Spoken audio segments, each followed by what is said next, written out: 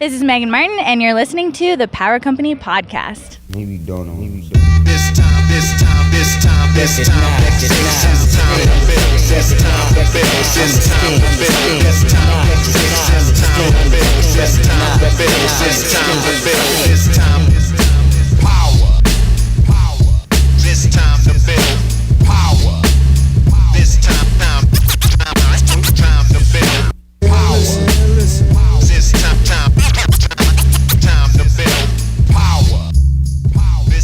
What's up, everybody? I am your host, Chris Hampton. Welcome to episode 55 of the Power Company Podcast, brought to you by PowerCompanyClimbing.com. Things have been exceptionally busy over here at Power Company headquarters lately. Our new process journal is out into the world. And by out in the world, I mean I've shipped it to 4 or 5 countries already and pretty much all over the U.S. And we're almost sold out of the first batch. So I've already ordered batch number 2. So if you want to learn more about those process journals, head on over to the website, PowerCompanyClimbing.com. You can find those in the shop on the website and learn a little more about them. And we're working on international shipping. All the ones we've done so far have just been people messaging me with, I need this thing in my hands, get it to me. And I've done that. So if you're interested in international shipping and you don't see it on there yet, go ahead and shoot me a message. I'd be happy to figure it out for you. One more bit of news for you guys. We are headed out on tour. I've actually left Lander at this point as of today, and we'll be hitting up several gyms in Missouri. So if you guys happen to be in the Missouri area, we are coming to you, and we would love it if you would come out and see us. We'll be at ROKC, Kansas City, on August 13th and 14th. We'll be at Climb So Ill on August 16th, at Zenith Climbing Center August 18th and 19th, and then back at ROKC on August 20th and 21st. And then we're going to be in Boise, Idaho at Asana August 25th, 26th, and 27th. So if you're in any of those areas, go see your gym, find out when we're going to be there, sign up. Most of those sessions have a limited number of people that are allowed to be in it, just so we can give you guys enough attention. So definitely go sign up sooner rather than later. And we'll see you guys soon. And if we're not coming to your city, hit us up. We'd love to know where you guys want us to be. So reach out and let us know. Today's episode is with a good friend of mine, Emily Tilden. Emily is actually the reason I came to Lander to begin with. She reached out to me via MySpace, and their message said, I'm only creating this MySpace profile so that I can message you. It was at the time when I had written the song Float, and Lander was interested in having me out for the Climbers Festival to perform the song with Misty Murphy, my co-writer on the song. And so it was Emily's doing that got me out to Lander to begin with, and I fell in love with the place, and I fell in love with a girl, and now I live there, and we're buying a house as I speak. So thanks to Emily for that. And Emily's a badass. Honestly, she might be the most badass in her household. Her husband is BJ Tilden, who many of you know, and he's a great sport climber and a great boulder, one of the strongest climbers in America for sure. But the things that Emily does might be more badass. She's an endurance athlete, skier, runner. You'll hear a lot about that on this podcast. And she's also a mama. BJ and Emily recently had baby Wyatt, and they're pretty much crushing the parenting game and right back into training, right back into climbing hard. So it can be done. And I think looking at these people who do it well is a good way to figure out how to do it on your own. And Emily, because of this mental toughness that she has, that can, she runs these 100-mile races in the mountains, which I can't even grasp. I don't even understand it. But I wanted to know why that works, how that works. I try to go running. I just want to stop and have somebody come and pick me up. I don't even want to run home. But for Emily, when she goes out climbing, it's a similar thing. She isn't interested in trying really hard. So we talk about that. How can you try really hard, go a muerte in one thing and not in the other? What's the difference? Why does it work in one place and not the other? And can you switch that? So I'm going to stop rambling now, and I'm going to let Emily talk. I guess sort of having some trust in the capabilities of my body and that I've put the time and practice in make me feel comfortable going out and doing those things.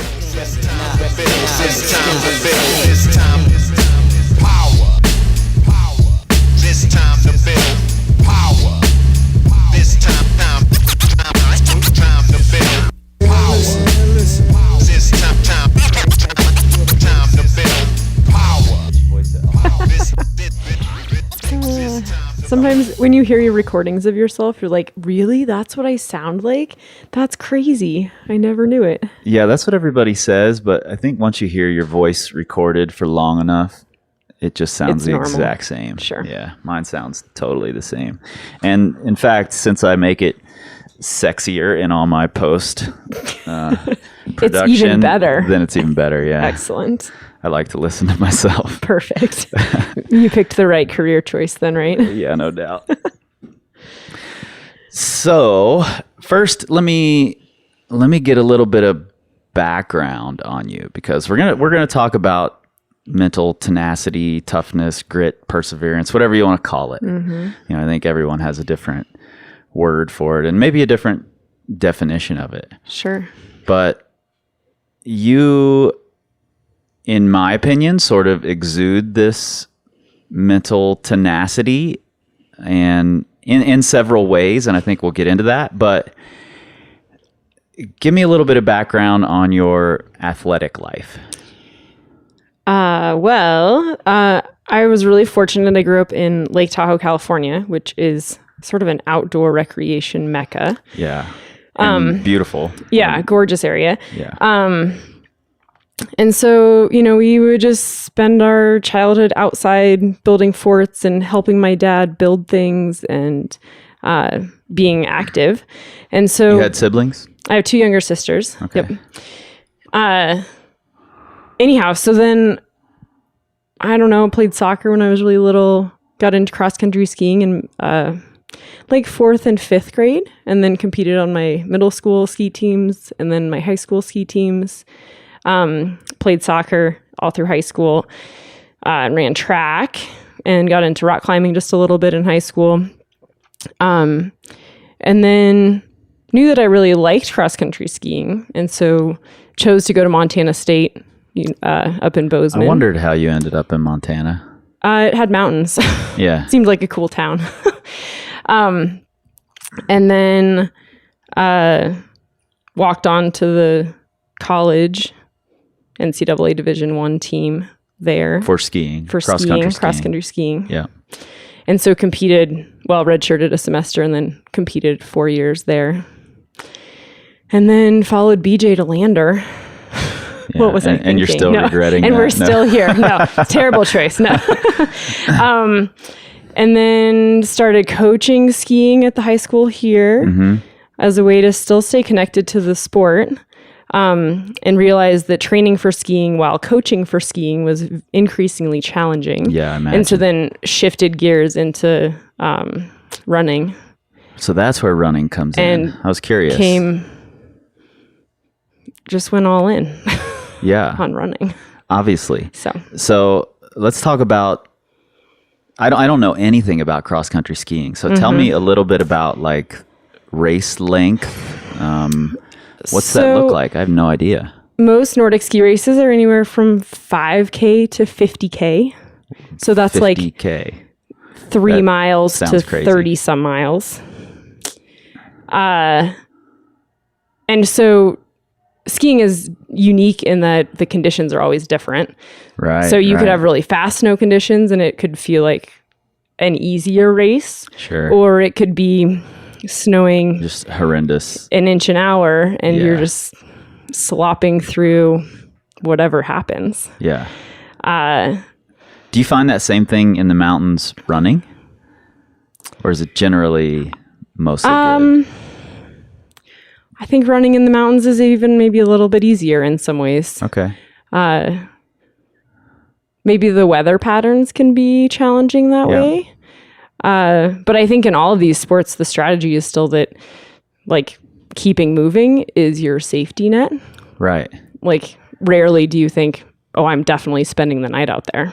You're like, hell no, I'm getting home.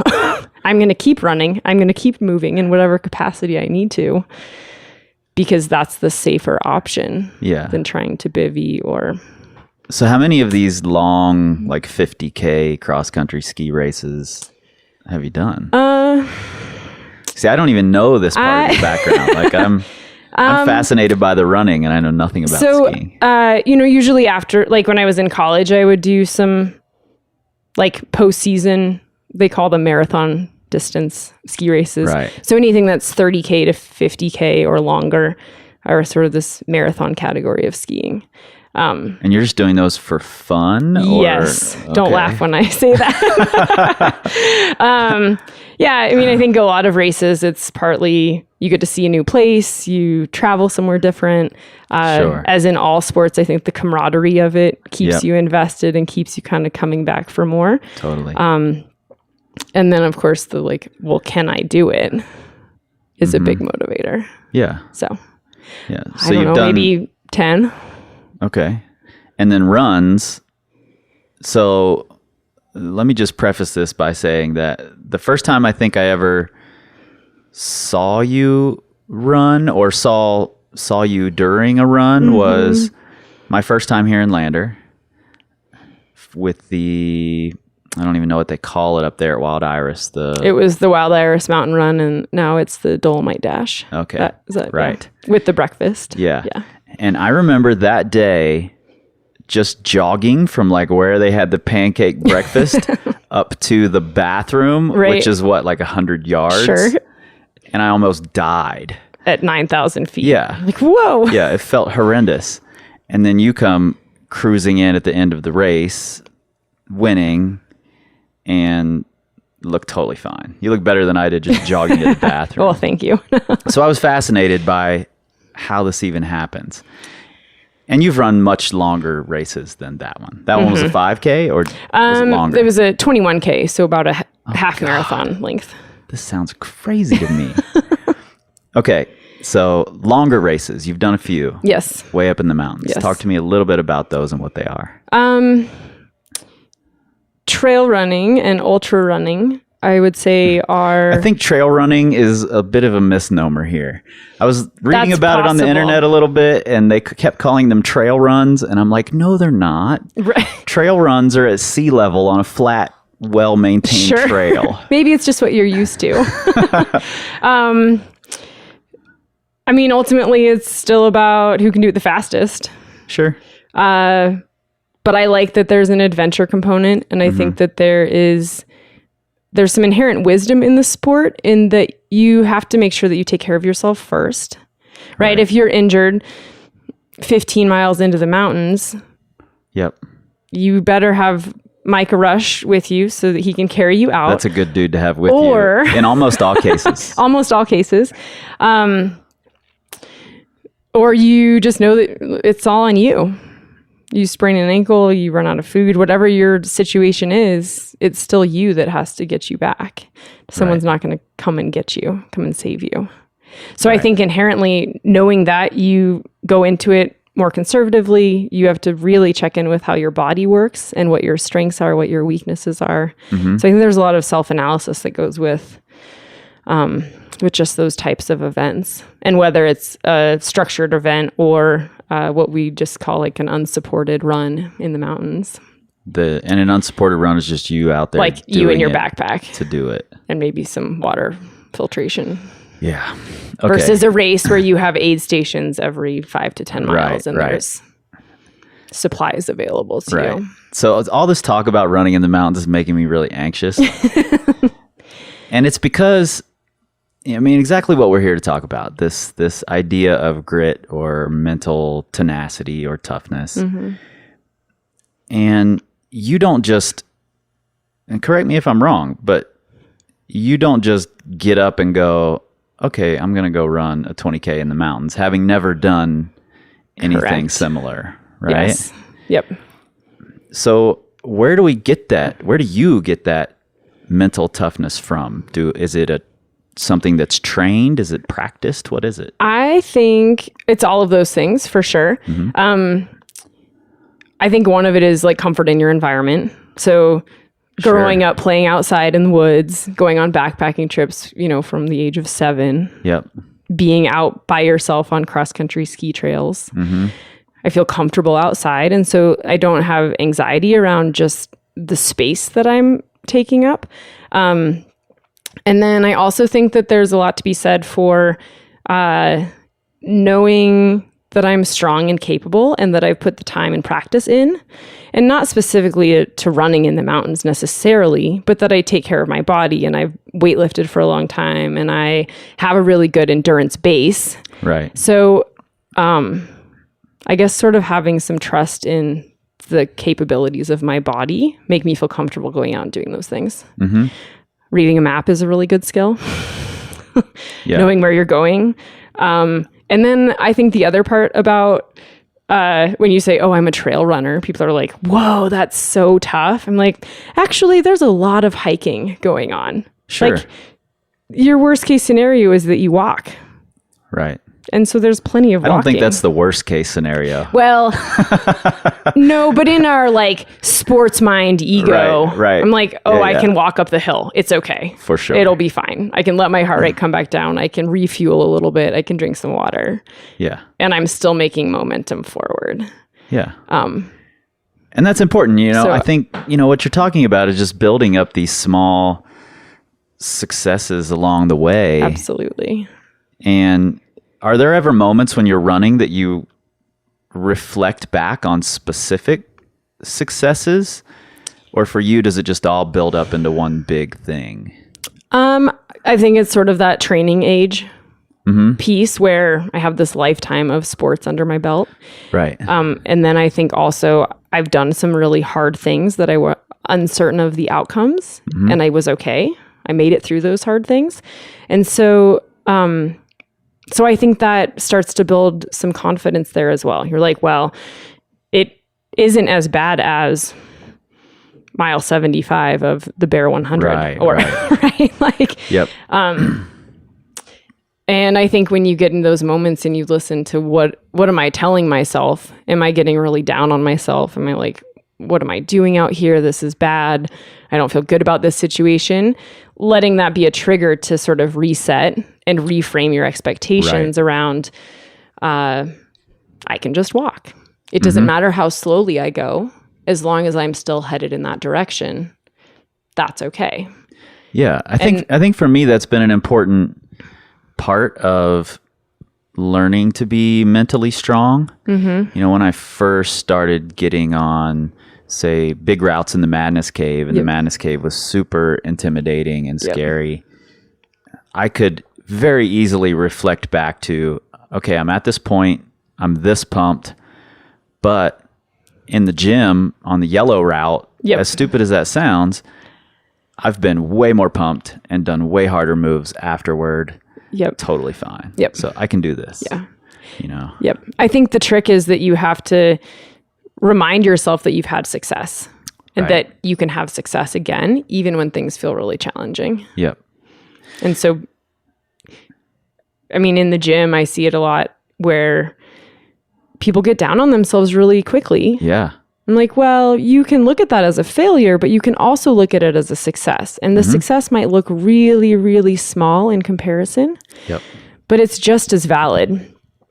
And if you can keep focusing on the small successes, again, it builds momentum into something that turns out to be maybe a bigger deal. Have you ever read or heard of the book called The Rise? I haven't. It's Sarah Lewis. And she talks a lot about what she calls the gift of a near win, where ultimately you could see it as a failure, and at face value, it's a failure. But there's tiny little successes in that failure that she's calling a near win, which I think is really important. Do you have any specific near wins that you? So just outside of Park City is Soldier Hollow, which is the site of the Olympic cross country skiing when Okay. they were in Utah. And so in college, and they host lots of more regional types of races. So definitely some big competition there. But there was a race maybe my junior year in college.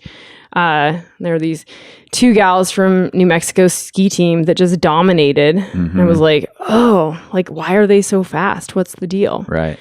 And it was a mass start. So all the skiers are lined up together. Right. And it's like ready, set, go. Everyone goes together. Which is chaos. Because there's skis and poles and people and Yeah. the trail gets narrower and all these things. Anyhow, I find myself in 3rd place behind these 2 girls from New Mexico. Yeah. And I'm like, whoa, here we go. What am I doing here? I don't belong here. Right. But I said, screw it. I'm going to ski with them as long as I can. And so maybe I skied with them for the first lap and then I, trailed off, but still ended up maybe in the top 5. Nonetheless, I proved to myself that I was capable of skiing with them and that it wasn't actually that hard. Right. And while I wasn't prepared to ski the entire race with them, I was totally sort of out of my league, I thought. But it was really sort of that gateway drug into, one, training harder that summer, and then coming into my senior year, feeling like this is where I belong. This is where I should be racing. Yeah. And not being intimidated by sort of the untouchables that I didn't think I was capable of sticking with.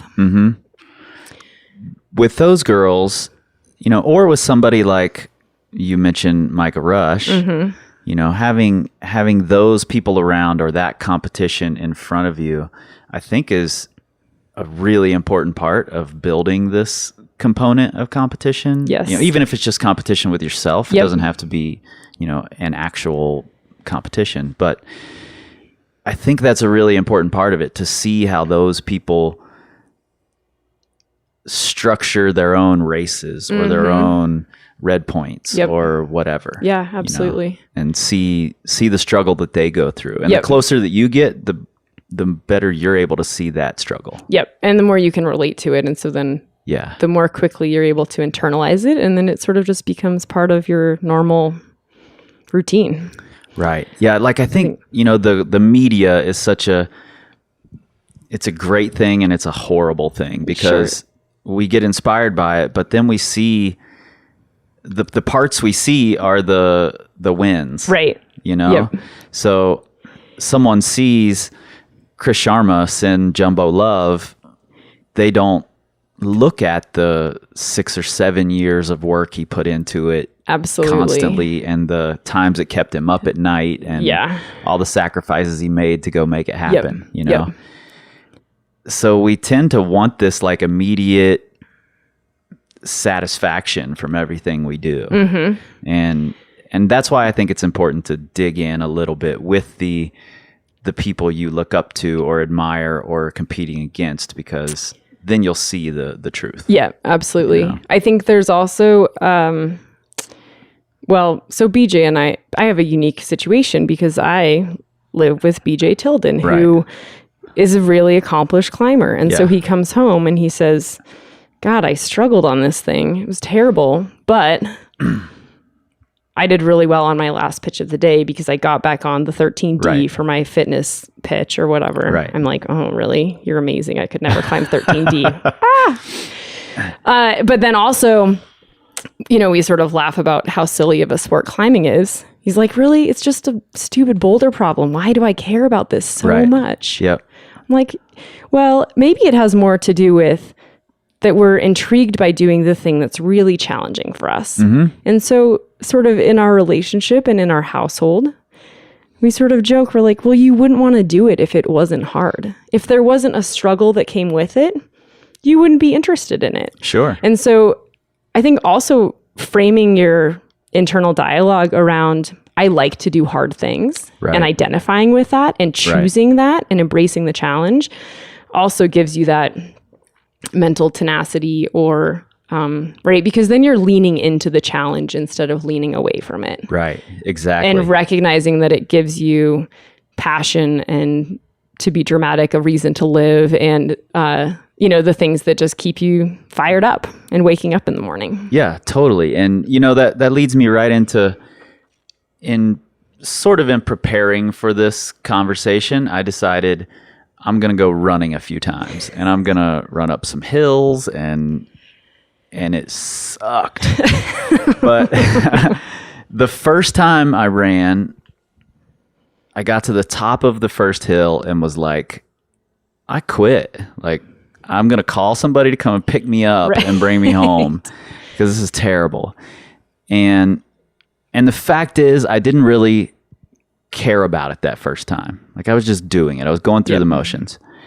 The second time, I'm like, okay, now I have a base level. Yep. This is where I was the last time. Can I go a little bit further this time before I want to double over? Sure. And I went way further. And then the third time, I made the whole run without stopping, and I felt pretty good afterward. Yep.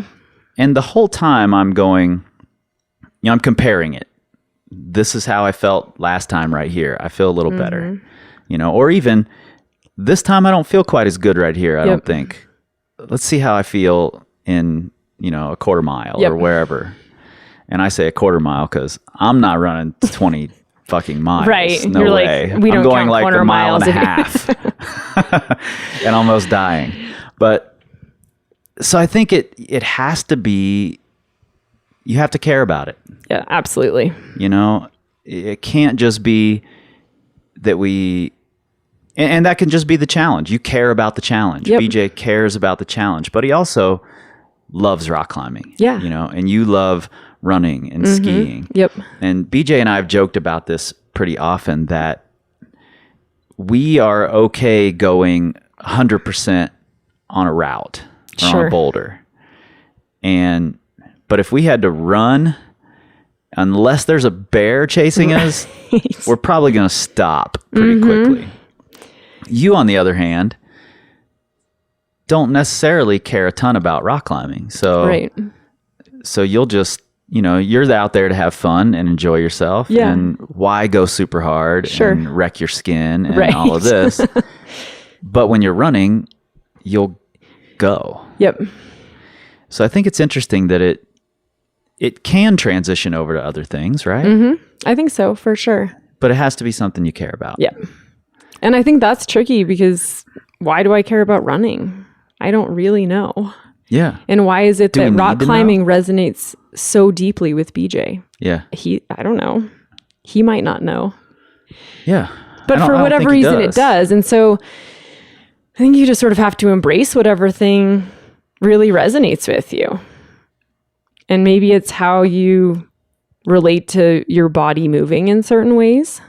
I think there's the rhythm of running for me has almost for lack of a better term, that walking meditation component. Of course, I have some really great friends and running partners that make it social. And so it's interesting in that way also. Yeah. And when you say walking meditation, you're just talking about, everything else dropping away while you're doing it? Yeah. And that it's a place that I can sort of process in the background, but still be present with where I'm putting each foot, how my breathing is, what my surroundings look like, what noises are happening around me. So I think there's some sort of heightened sense of connection with the place. Yep. Because I'm moving in a way that I feel really comfortable moving in my body. Yeah. And that does not happen for you rock climbing? Rarely. Okay. I wouldn't say that it never has. And I think it's with practice and some caring. Yep. I'm sure that it could get there. But I haven't put the time into it to sort of connect with it in that way. Whereas whether it's just the scope of my lifetime of athletics, running has been an easier thing for me to access that way. Right. And what you're describing is what happens for me rock climbing. Yep. And, when I leave the ground, everything else drops away. I don't hear people's voices unless I want to. I can tune into specific voices. Yep. And, and I don't know if that's the flow state or whatever it is that people want to call it, but that connection is what makes me care about it. Yeah. Yep. And I think it's just like the more of it you have, the more you want it. Yeah. Is totally. Usually what happens. Totally. Yeah, the book Grit, have you ever read that book? I haven't read that one either. I haven't read the book. I've listened to a bunch of podcasts with the author, whose name is Angela Lee Duckworth. And I've listened to part of her audiobook, but she describes grit as passion and perseverance. Yep. She believes that it has to have that passion component or it won't be grit. You can't turn it on unless you really care about it. Yep. You know? And I think that's maybe the catalyst place, right? We might experience it in running or in climbing, but what happens when do you have grit in a situation that's like not fun and not pleasant? When you think about who's going to survive. Right. In those sort of like tough situations, I do think we can turn on a connection to an experience that we've had in a positive way. Exactly. That's what my thought is as well. But then the zombie apocalypse happens and all the rock climbers survive and the runners save them because they're stuck in Lander and we can get to Pinedale. No, I'm kidding. No, I think that's totally true. So I think in some ways, right, that almost practicing grit, but going into things thinking this will be hard, but I know that this is my strategy. I'm going to, in ultra running, we say one foot in front of the other. Literally, that's what you do over and over and over again. And so breaking it down into those smaller pieces that are approachable is a really common sort of athletic psychological strategy. Yeah. Yeah. And I think that's a big part of it. You know, I like that you just use the word strategy because I think that's a huge part of pushing yourself toward anything. Yep. Is being tactical about it. Yeah. You know, being strategic. And I think a lot of it has to do with managing our expectations. You're just talking to a client about it's okay to go bolt to bolt. Yeah. It's better. I mean, go into it knowing you're going to go bolt to bolt. Right. And if you exceed that, you're going to be pumped. Yeah. But go into it just learning the moves, just practicing the movement.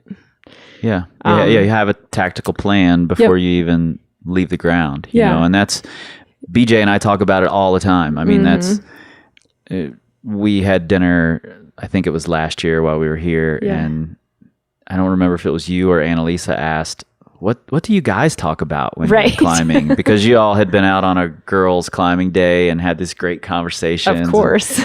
You're like, what do you guys talk about? And we're like, we just talk about the route. Right. We're like, talk what? About climbing. But that's what we talk about. We talk about what's the next step. You know, tactically, what am I going to do next time? Let's weigh all of our options. Let's talk it out. Let's discuss the whole thing. You know, I think that's a big part of it. Yeah. So with this team that you keep around you, you mentioned Micah, you mentioned you have running partners, you know, you have BJ who you can look at having mental toughness in another aspect of his life. Do those people enter your, I guess, motivation when you're training, when you're preparing, or are they mostly there, do you think, for the moment, like for the event? I think they do have a broader reach than just in that moment or just at that event. I think mostly in the way that they inspire me to be a better person. And they, if I'm doing a workout with Ellen, I'm going to do the best job that I can because I want to sort of honor the work that Ellen puts into her strength training as well. Sure. My running partner, Maggie. That's a good word, is honor. Amazing, right?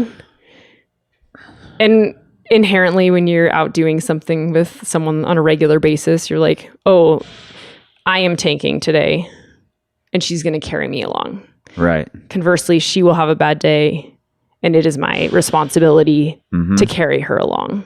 And so I think that in a lot of ways, you do feed off the energy of the people that you choose to have around you. Yep. And you choose to be around people who are positive and can see the good in a bad situation and kind of know the right thing to say to you at any given moment. Yeah.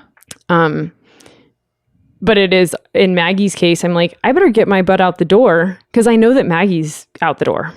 Right? If I want to keep up with her, I've got to put my time in too. Right. So there is inherently some level of competition there that's a driving force. Yep. But I think it also really comes from a place of like, we can do this really cool stuff together and we're better together than apart. Yeah, kind totally. of a thing. Yeah, this toughness doesn't have to be a solo thing all the time. Not at all. You build yourself up by keeping people around you who will help build you up. Yep, absolutely. And who you can help build for up. sure. Yep. Just the other week when I went to rifle with BJ, I didn't even think about it before we went, but I hadn't climbed any long, pumpy routes in 2.5 years or something. And pretty quickly I was like, whoa, where are the boulders? Yeah, like, totally. This is crazy. And it was interesting to see that role reversal where now BJ is really good at long, pumpy routes. Sure. After spending all this time at Wolf Point. Yep. And I'm like, I don't want to get pumped. I don't like this feeling. Yeah. I don't know why I ever liked this, And BJ's like, I think you got to try it one more time. Yep. I'm like, okay, you're right. Yeah. I do.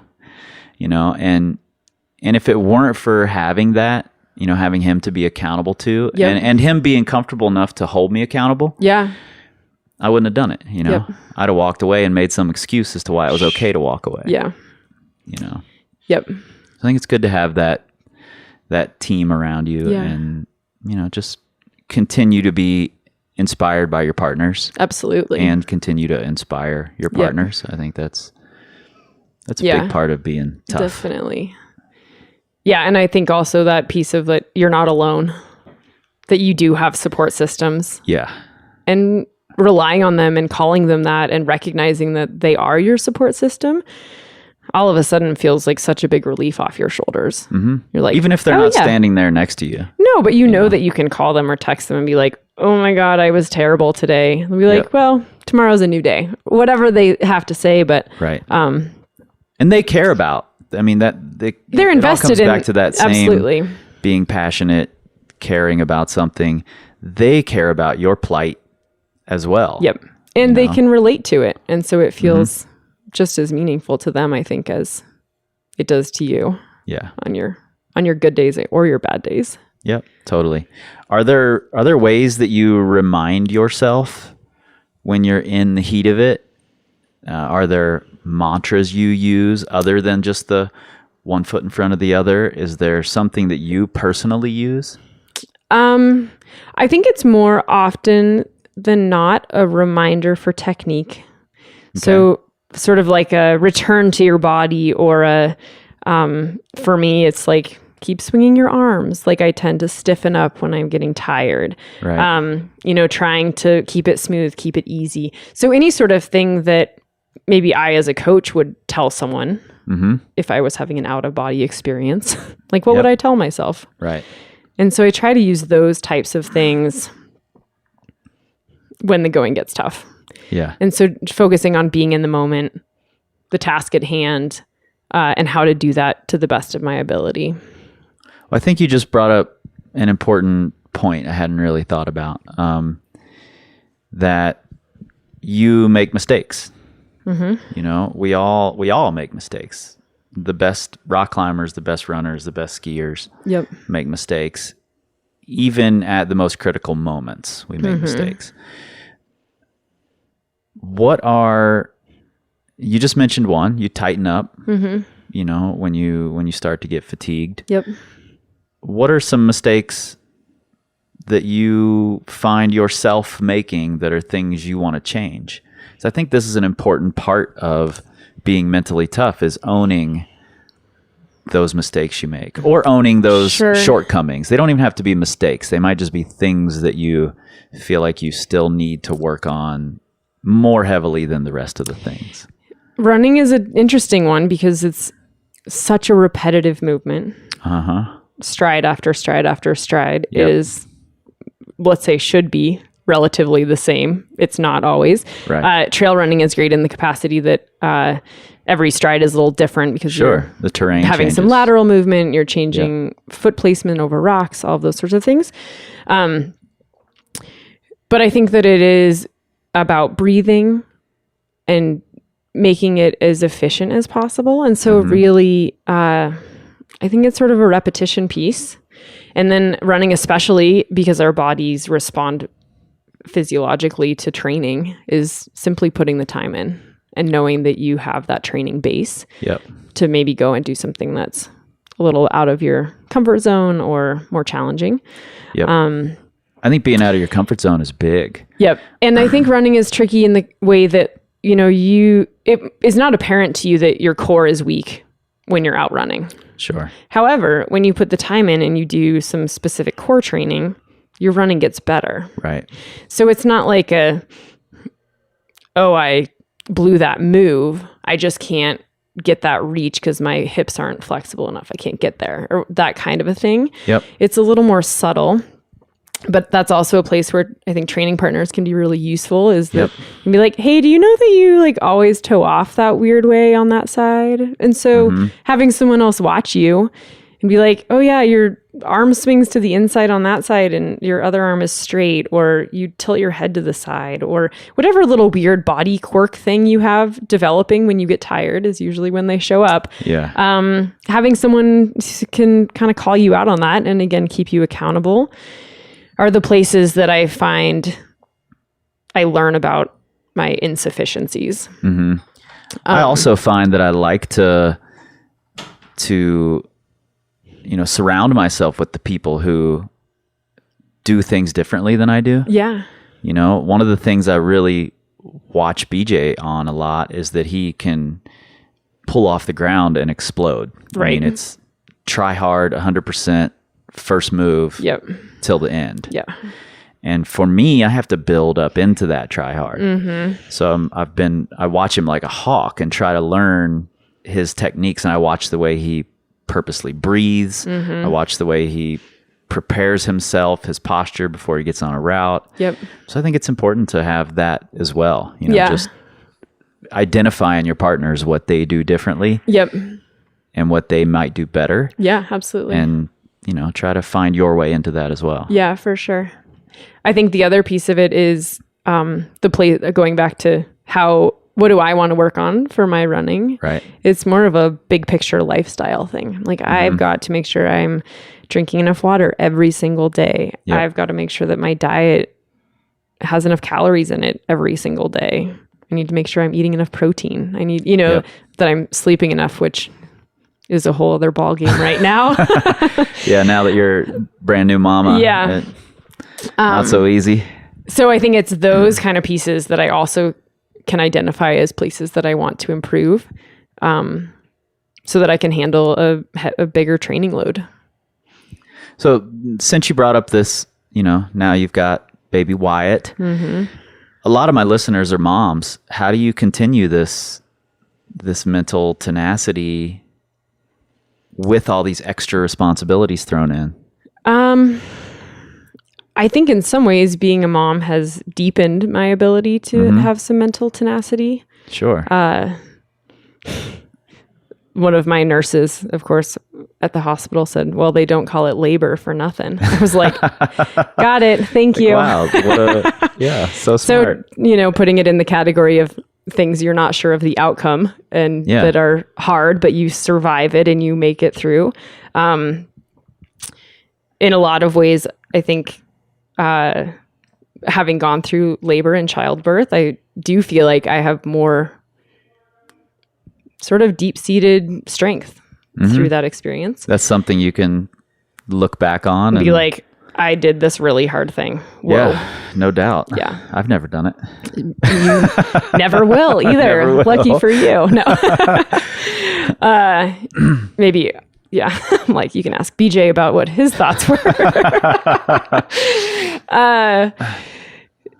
And I think time management is the biggest challenge. And I think the other piece of that is communicating with your partner and figuring out that BJ's time to climb is really important and that my time to run is really important. And the older Wyatt gets, the easier it is for me to find a little separation. Right.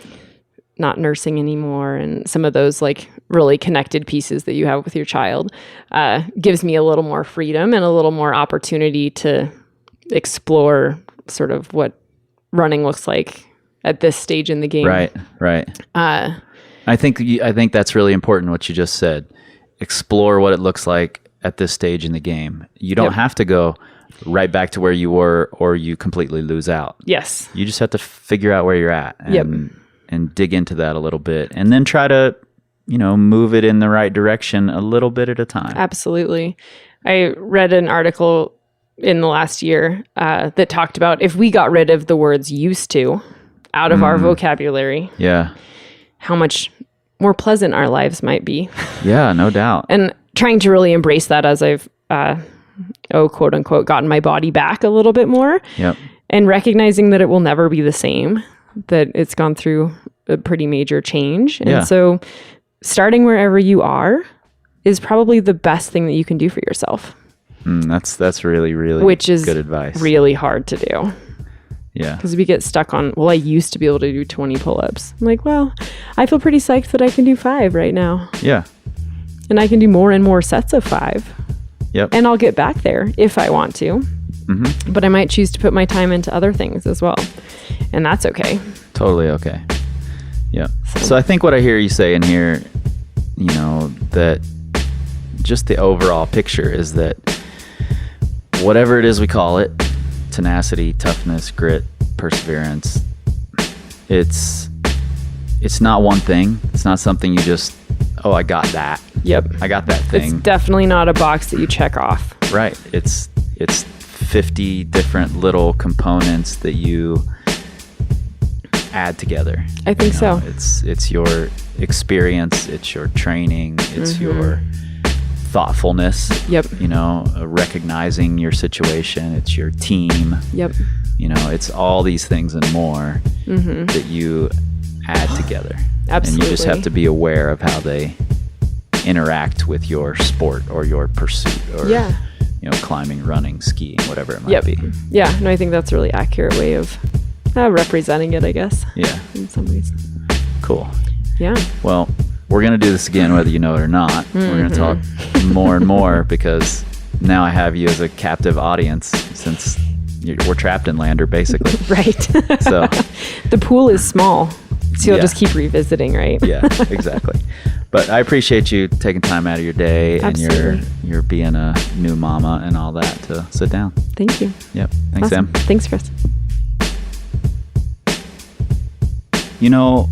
When I'm coming up with the little snippets for the beginning of these podcasts, when I'm listening back through and listening for that quote, that gem, this one had so many of those gems that I wanted to pull out and make a quote, but I only have so much time in there. And plus you guys are going to listen anyway, so you get all the gems. But this one was especially challenging. Emily's got a great way of looking at things, and I appreciate her sitting down and talking to me about the way she sees it and the way that she thinks through these things, because I think that's really important. That's something that elite athletes in all sports are able to do. Whether they can put it into words is a different thing, but Emily is able to, and that means a lot. And it means a lot to me to be able to talk to people who are athletes of this caliber and who can put these things into words. So this was a really great conversation, and I can't wait to have another one with her, frankly. So soon, I think I most likely will. And thank you guys for listening. Go check out those journals, powercompanyclimbing.com. If you're in Missouri, if you climb at ROKC, if you climb at Climb So Ill or Zenith Climbing Center, or if you're out in Boise, Idaho at Asana Climbing Gym, we are coming your way very, very soon. So be on the lookout. Go to your gym, find out when we're there, sign up, limited spots. We hope to see you out there. And you guys know where else you can find us. You can find us on the Facebooks. You can find us on the Instagrams. You can find us on that Pinterest. You cannot, however, and will not, however, at any time be able to find us on the Twitter because we don't tweet. We scream like eagles.